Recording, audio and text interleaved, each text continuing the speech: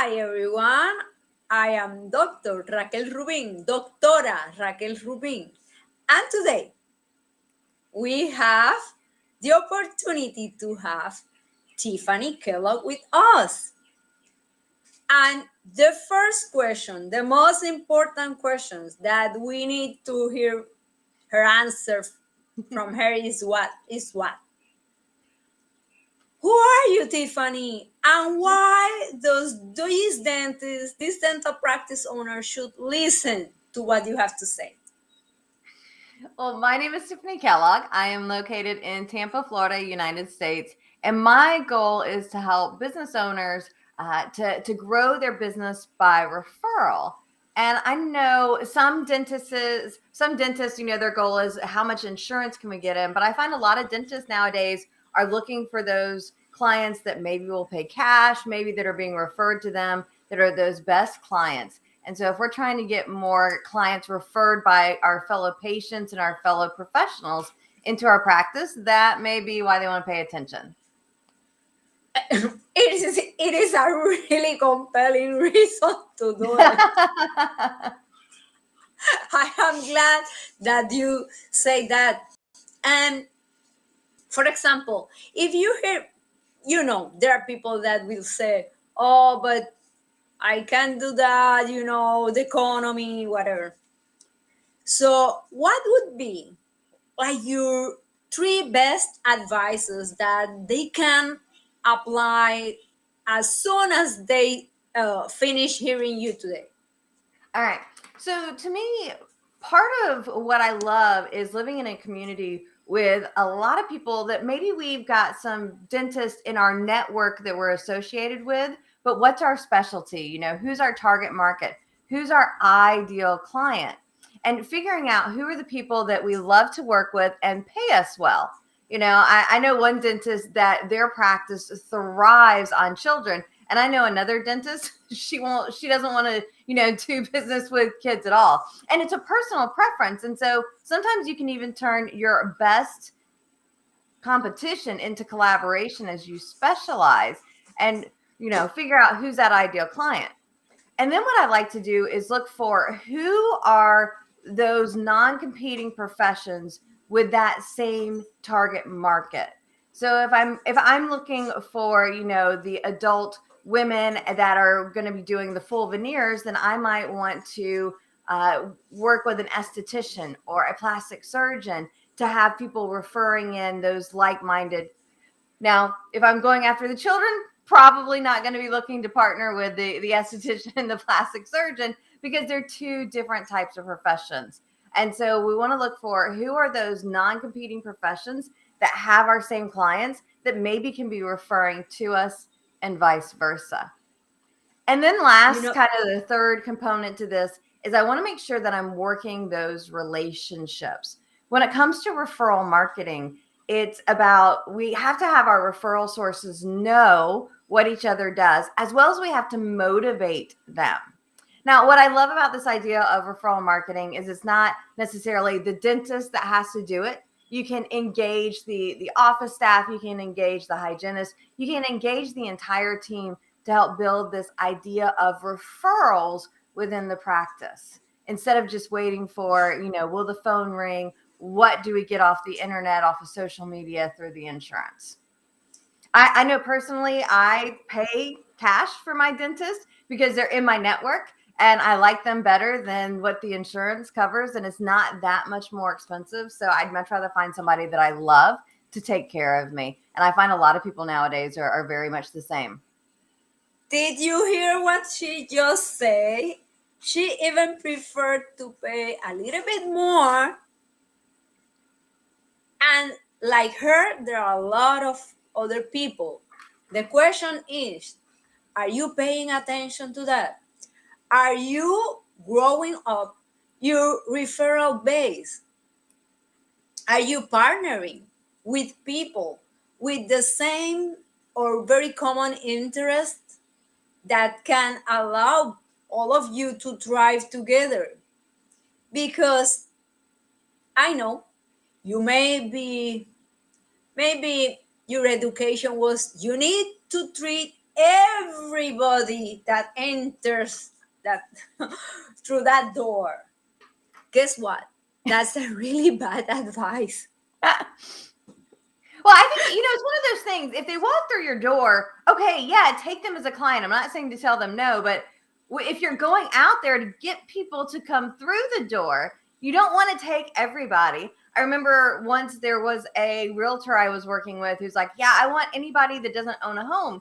And the smart aleck next to me was like, you want the homeless guy that lives under the bridge? And she was like, no.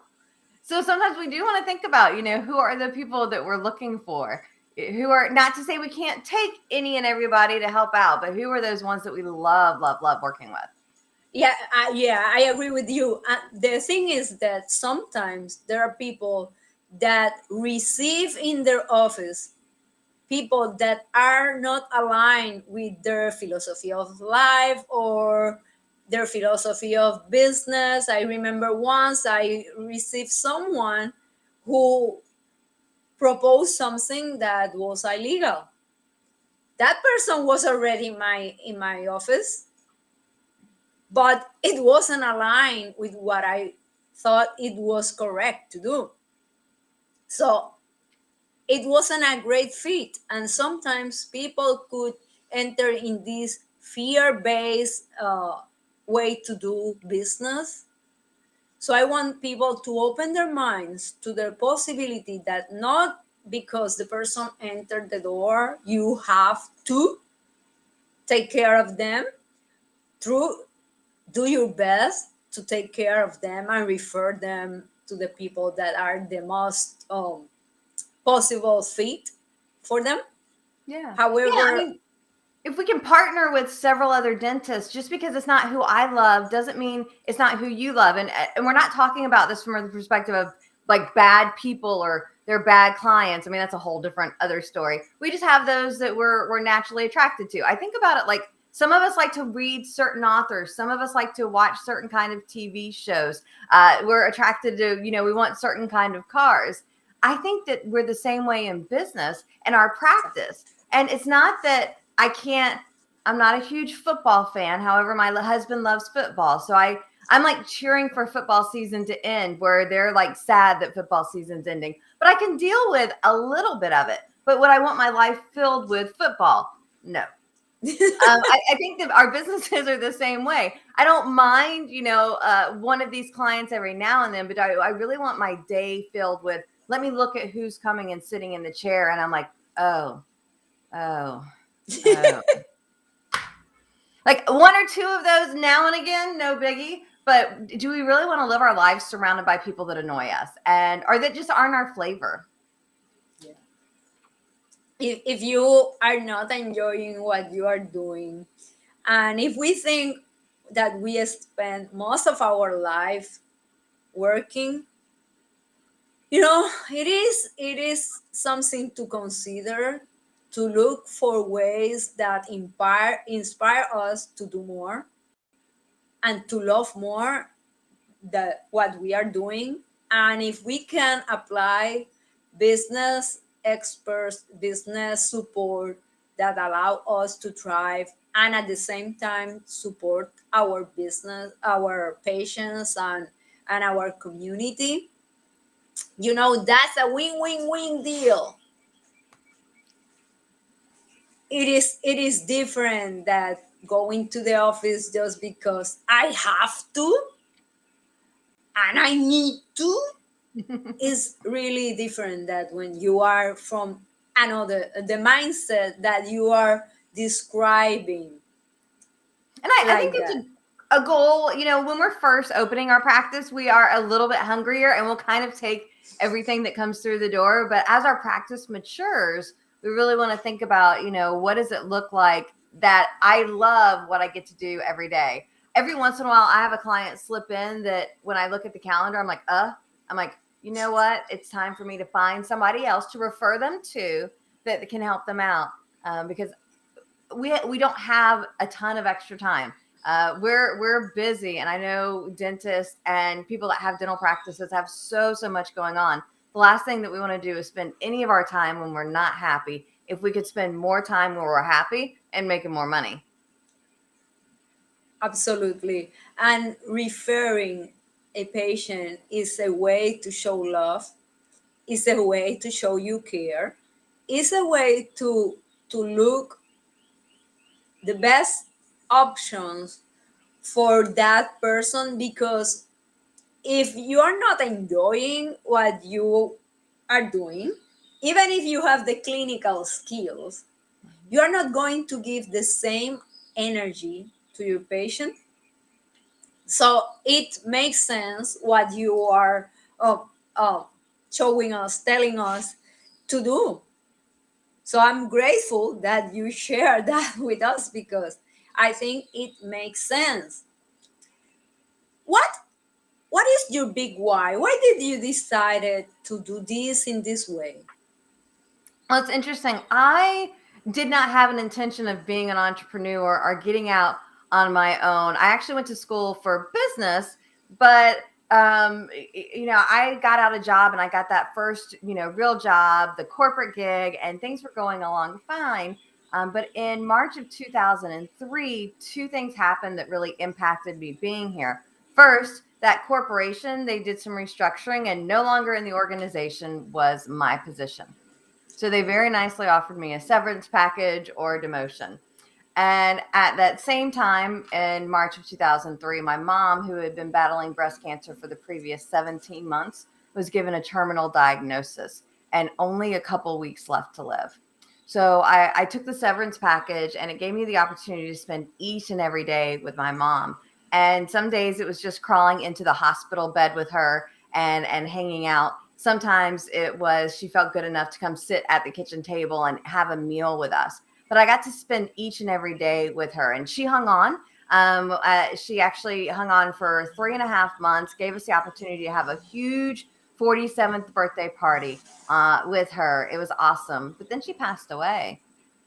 And I was left with I've lost my mom, my best friend. I don't have a job. What am I going to do with my life? And I decided, I don't want to have that job. I liked the flexibility and the freedom. And so I got into business for myself. But what I found is just because I had a business doesn't mean I had any business. So, like, I had a business, but I wasn't making any money. And so I spent the next 2 years cold calling, and I'm good at it and I hate doing it. And then I kind of figured out this referral thing. And I went from working 7 days a week, all day, every day, to being able to work, 4 days a week, get my husband to come work in the company with me, making more money, having that life I envisioned. And so what I love, what I get to do now is work with entrepreneurs, with business owners to help them have that amazing business and spectacular life. We don't know what's going to happen in 3.5 weeks, 3.5 months, 3.5 years. And too many people are, let me put my head down and work in the business and I'll get to it later. I'll get to it later.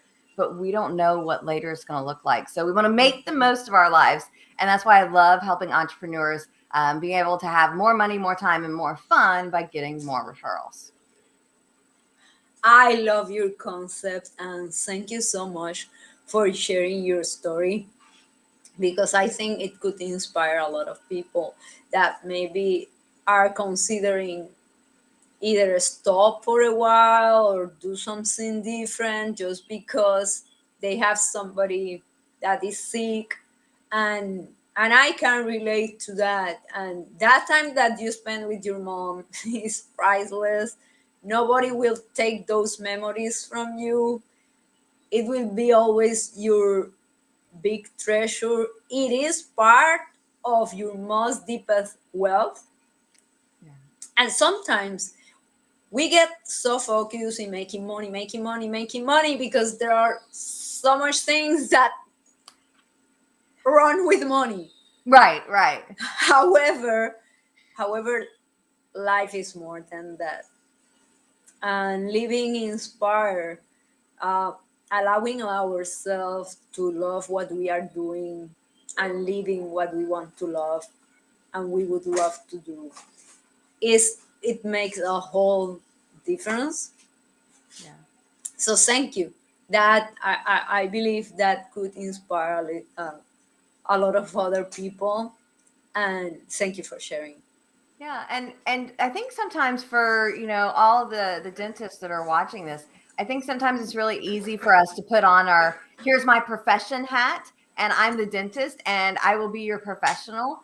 But I remember I had a client years ago that was a dentist, and it's like, yeah, I'm a dentist, but she has this amazing story about like how it was so horrible when she went to a dentist as a child, and she cried and she was miserable, and she's like, if I was a dentist, here's how I do it, and she was like playing with her dolls, and her goal is to have this like super safe, super calm, relaxed environment for the children as they're visiting the dentist office, because that's not what she got. And I'm like, that's such a powerful story for you to share, not only with yourself, with your patients, with your prospects, with your referral sources. Because to me, it's easy to say, well, yeah, hi, Mr. Dentist A or Mr. Dentist B. But if we know what drives you and you're sharing that with people, you're more likely to attract in those clients that you love to work with. That's absolutely right. And if I think I may have never shared with my patients, and it makes so much sense now that I'm hearing.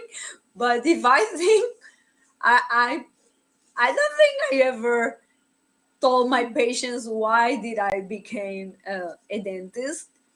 And you're right, it takes a connection to a whole new level.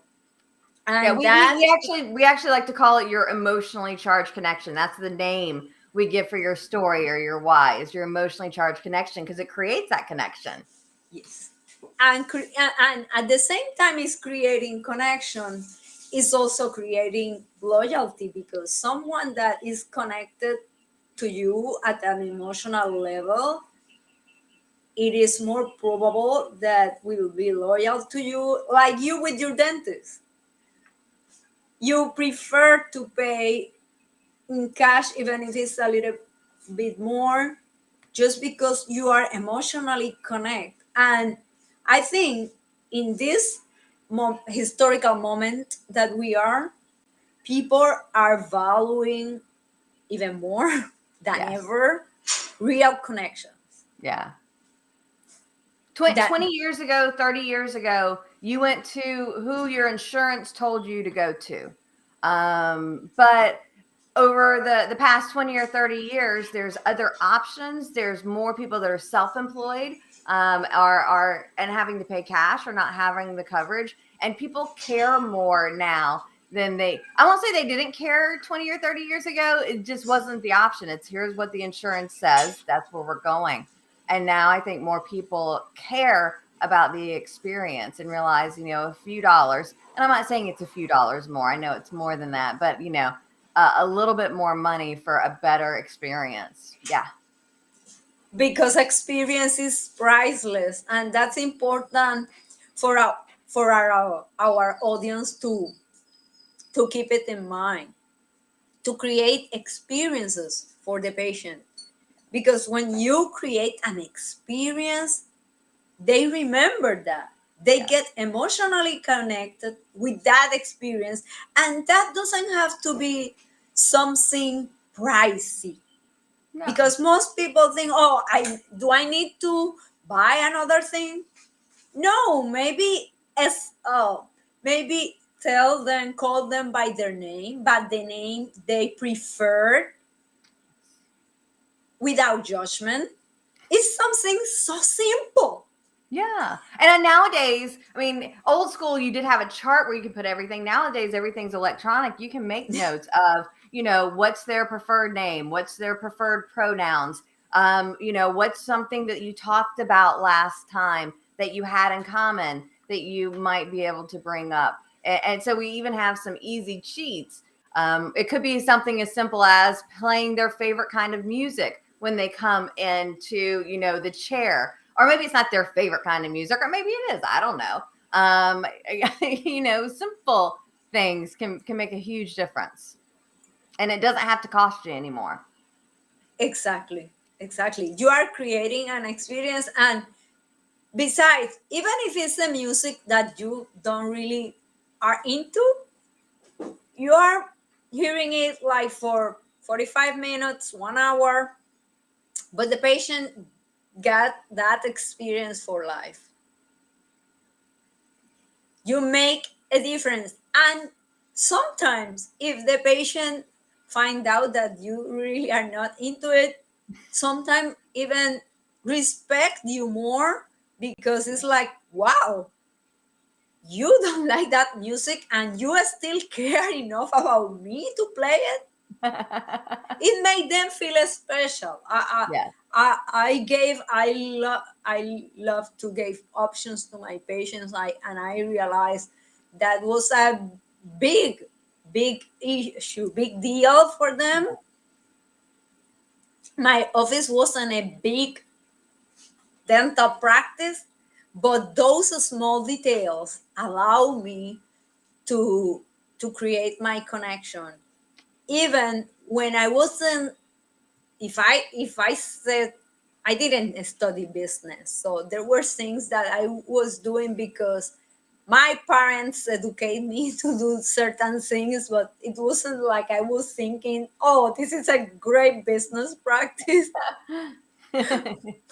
But now it makes sense, and now that we are all aware that people are more sensitive to their own needs and to the needs of others in order to make a difference, well, let's make a world Yeah. a more safe space for everybody to feel. Yeah.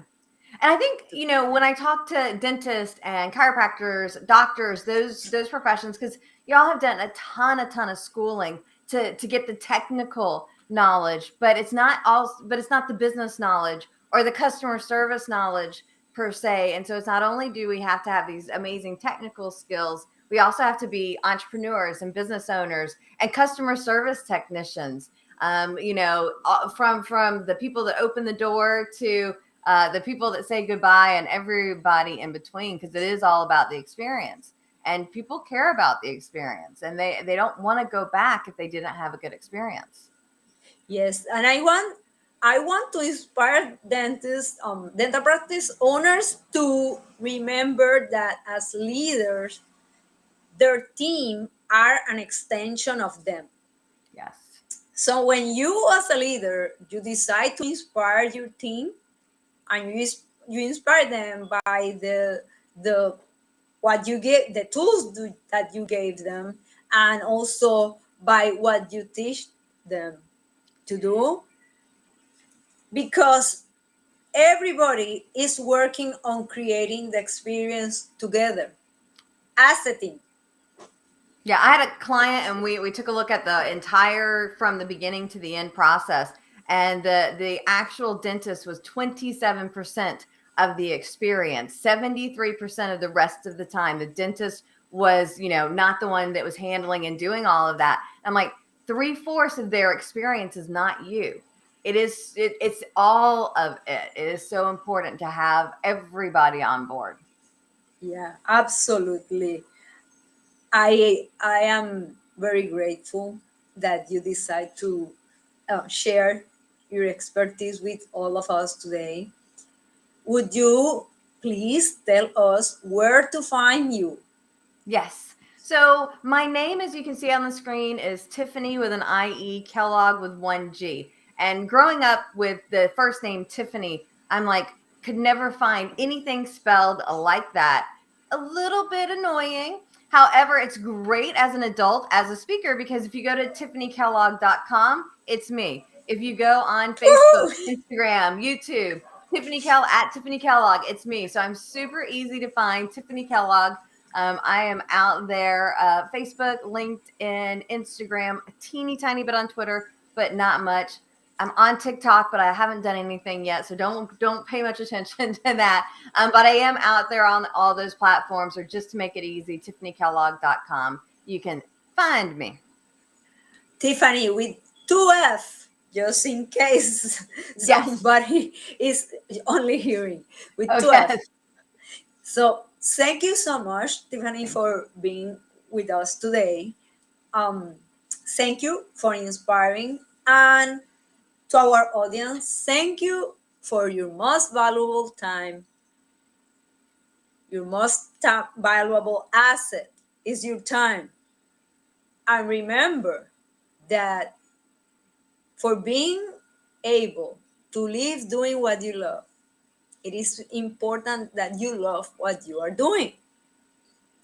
Embrace your leadership and embrace the opportunity to serve to your patients, to your staff, family, and friends.